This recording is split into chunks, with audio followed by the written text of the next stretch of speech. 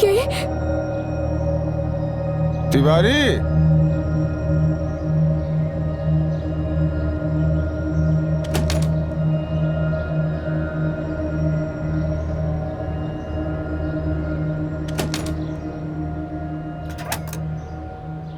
Uncle जी आप?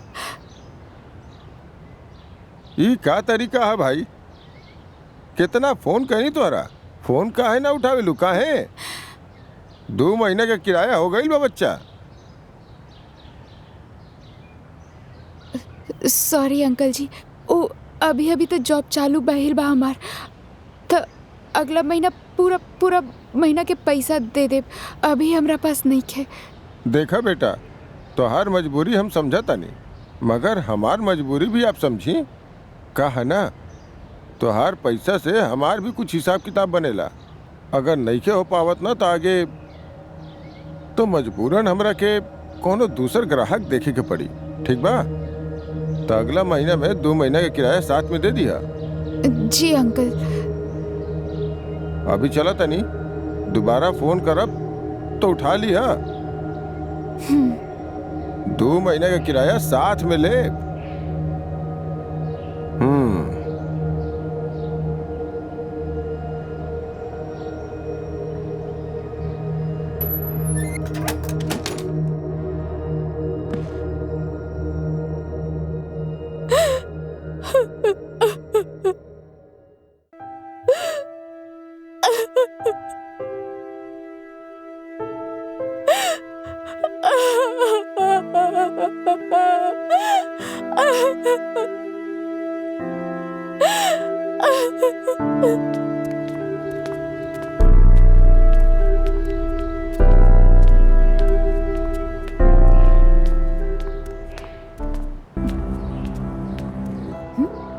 चल पर्स दा।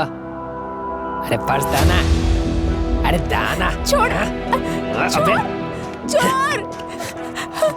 का भइल? वो हमार पर्स लेके भाग गया।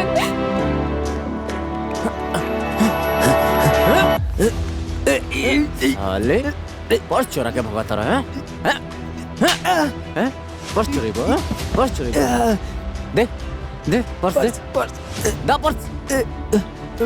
माफ कर दी तरह के भाई माफ कर। उठ।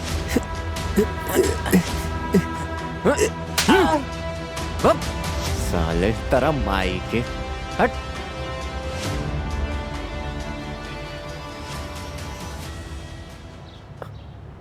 आपके पर्स। Thank you.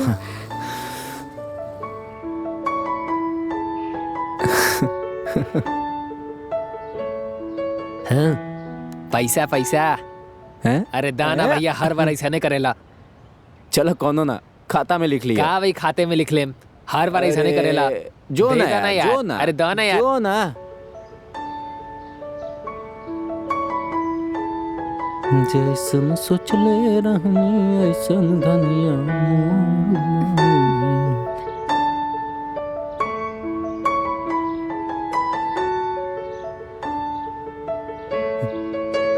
जी नमस्ते। नमस्ते। आप पहचानी हमरा के?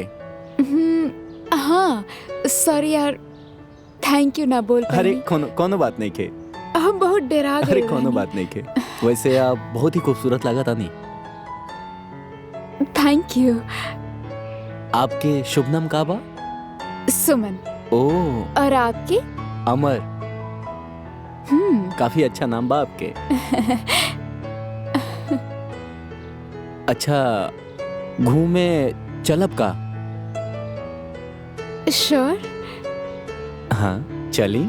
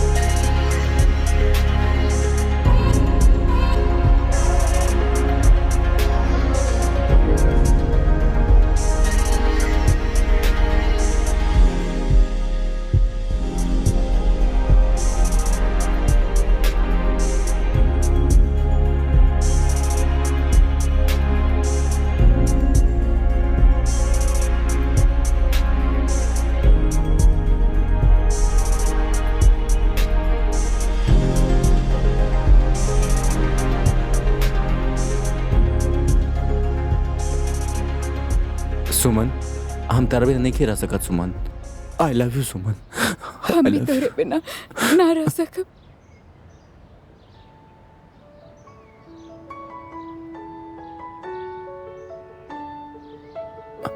सुमन, हाँ, चल हमनी की शादी कर लियल जाओ।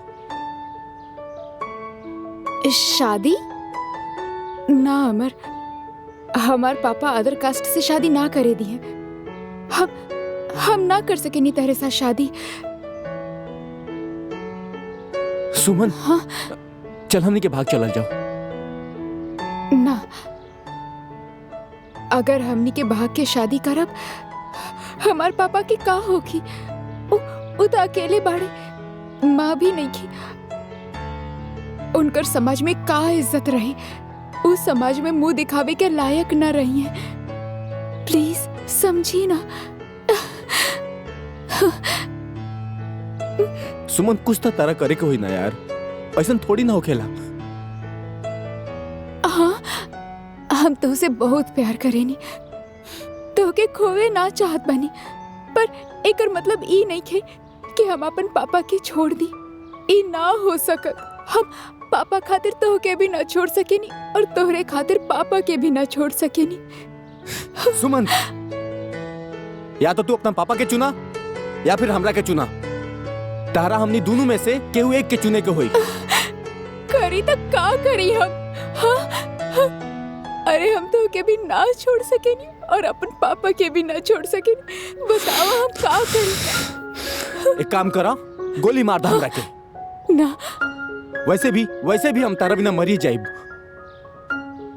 तो के कुछ हो गई ना तो हमार का होगी? हमरा नहीं के पता सुमन, या तो तू अपना पापा के चुना या फिर हमरा के चुना।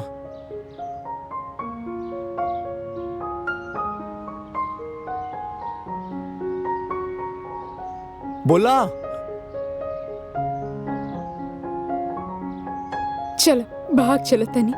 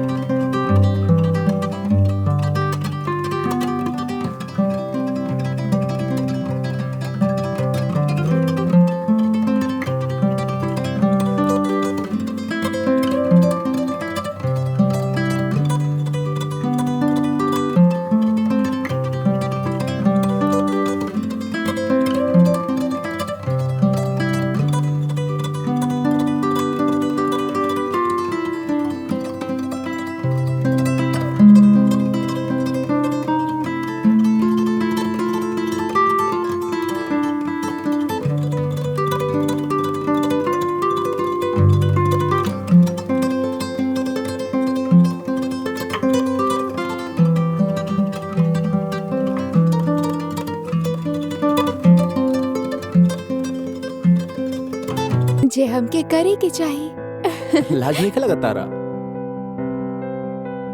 कौन बात के लाज? वैसे भी हमने शादी करे वाला बानी। तो पहले ना काहे कैलू? वो तो हम मजाक करत रहनी, हम ऐसे ही बोल अच्छा। देनी सॉरी। ऐसे मजाक करबू? हाँ?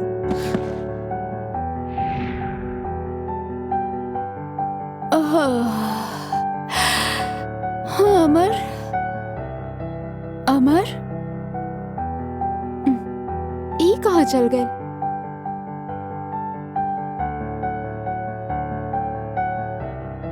शायद बाथरूम में होगी।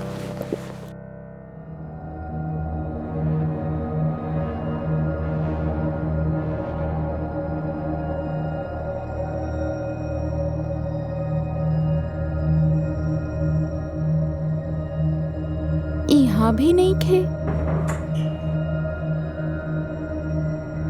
शायद बाहर गई होगी। जल्दी से रेडी हो जाता नहीं, फिर एकरा खातिर नाश्ता बनाई, फिर अमर आ जाए, साथ में नाश्ता करत। ये सही रही।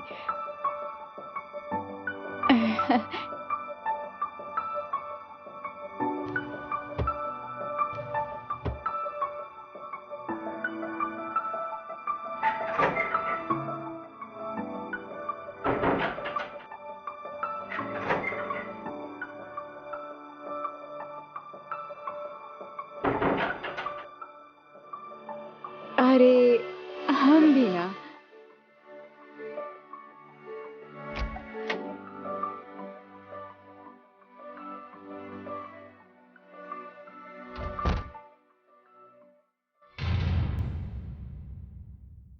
आपके और आप यहाँ अंदर कैसे आ गए ले?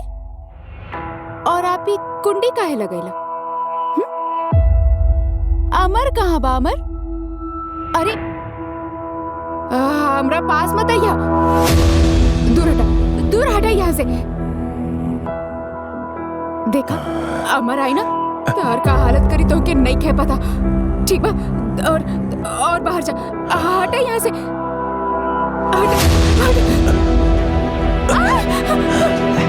जान कहाँ बाड़ू हमार शीला रानी? यहाँ तोहार आवाज सुने वाला केहू नहीं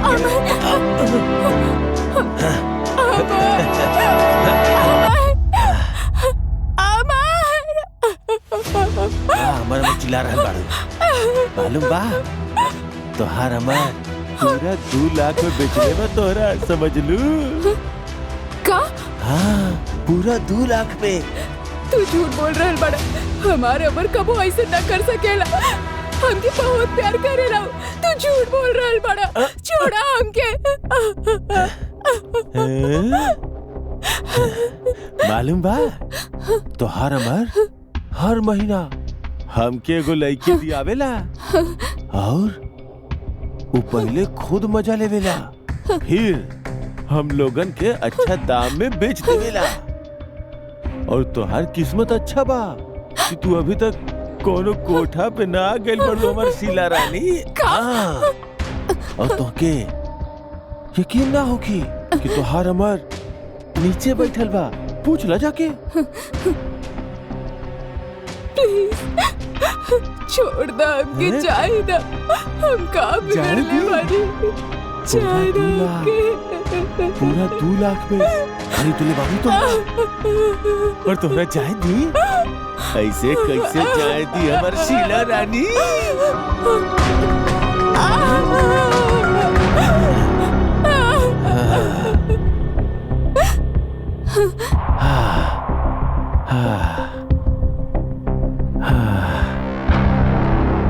का कड़क माल भी, अरे मजा आ गई कसम से। दोबारा फिर आई।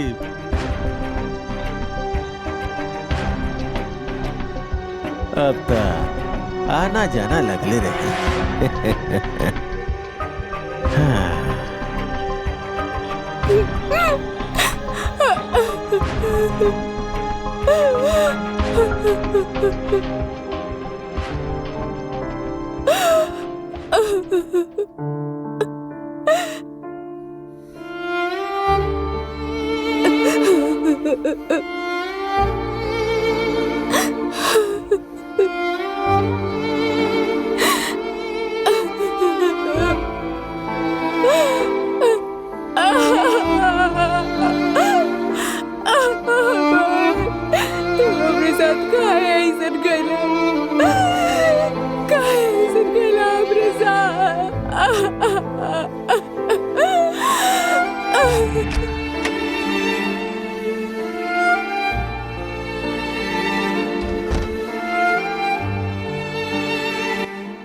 सुमन अमर,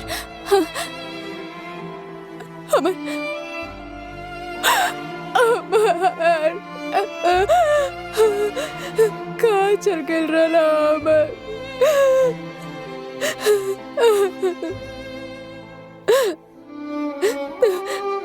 तो की पता बा सुबह को हैवान आयल रहे और वो कहत रहे कि तू हमके ओकरा के 2 लाख रुपए में बेच देले बड़ा और वो हमसे हमरे साथ जबरदस्ती करके चल गए। अमर बोला ना, वो झूठ बोल रहा बा। बोला ना, काहे चुप पड़ा? बोला ना कि वो झूठ बोलत रहे। बॉस खाना खा ले लेवानी, वहाँ रख दो। यहाँ कैसे आई? हाँ, ये तो उहे बाना जे हमार पर्स छीन के भागल रहे और ये तो के बॉस काहे बोल रहा बा?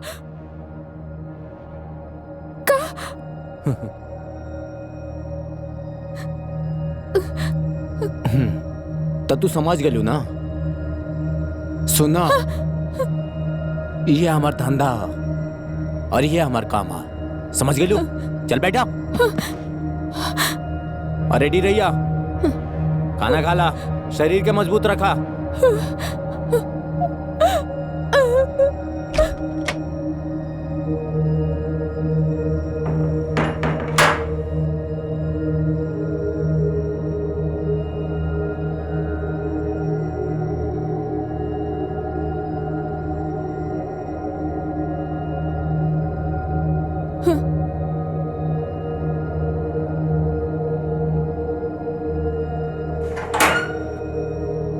आजा,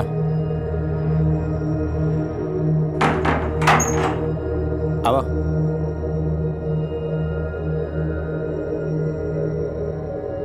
क्या है? पैसा करा तनी ट्रांसफर।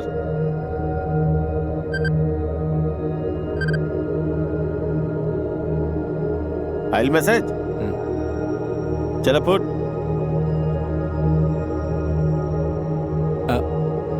1 घंटा। हाँ हाँ ठीक बा, चल।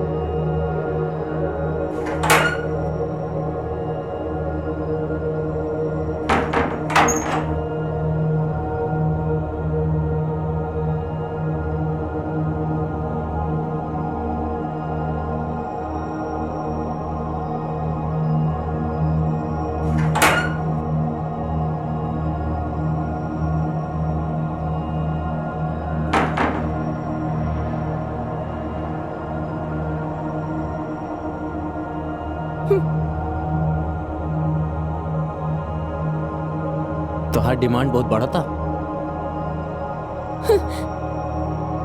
काफी बड़ा बड़ा जगह से ऑफर आवा था। सुना, आज शाम के रेडी रहिया, ठीक बा? ठीक बा? बाहर चले के बा? रेडी रहिया, नाटक बिल्कुल लेना चाहिए, ठीक बा?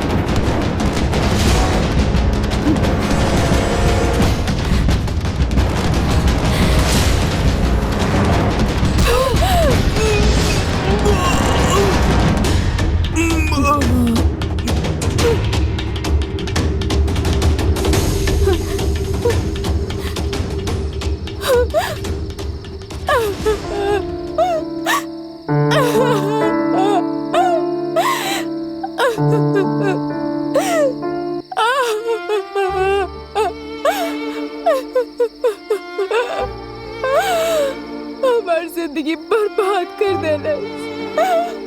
अब हम का करें?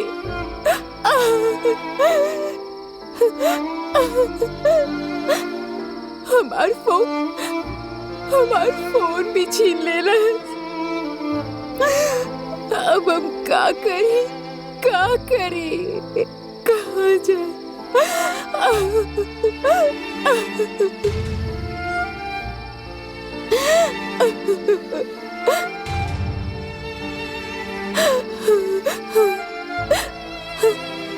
हाँ?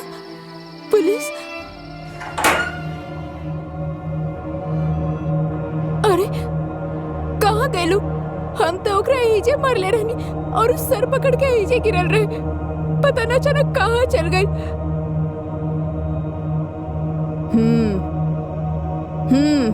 लगातार वो भाग गइल बा। प्लीज ओके ढूंढ के निकाली, ना तो वो हमार जान ले ली। वो हमके ना छोड़ी। सुमन जी, आप टेंशन मत लीजिए। वो दुनिया के कौनो भी कोना में छिपल होगी ना, हम ओके ढूंढ के निकालब।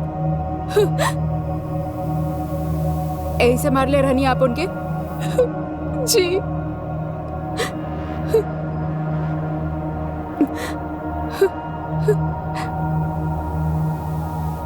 ठीक बा, देखत बानी हम। आप टेंशन मत ली, आपके कुछ भी ना होगी। आपके कबो भी कौनो भी परेशानी होगी, आप हमके फोन करी, हम तुरंत आ जाए।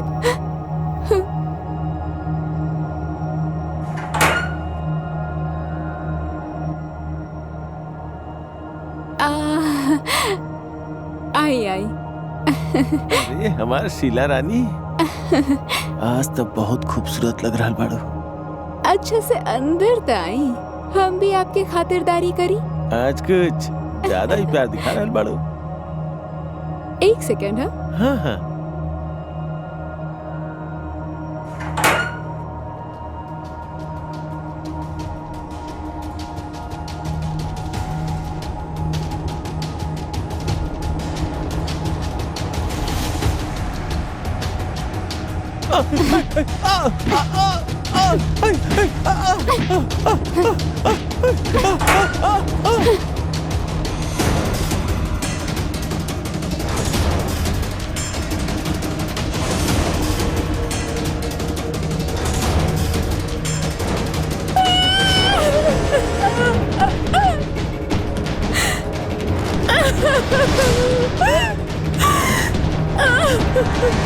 Ah!